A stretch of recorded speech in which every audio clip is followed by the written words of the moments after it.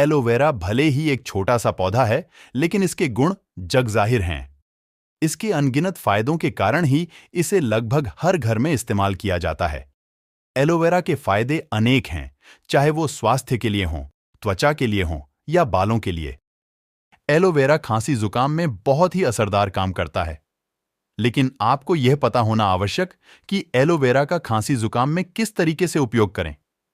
सबसे पहले आपको एलोवेरा के पौधे का जूस निकालना है। उसके बाद एलोवेरा के जूस के साथ सेंधा नमक मिलाकर राख बना लें तथा रात को सुबह शाम 5-5-5 ग्राम मुनक्का के साथ सेवन करें। आपको सर्दी जुकाम में जल्दी आराम मिलेगा।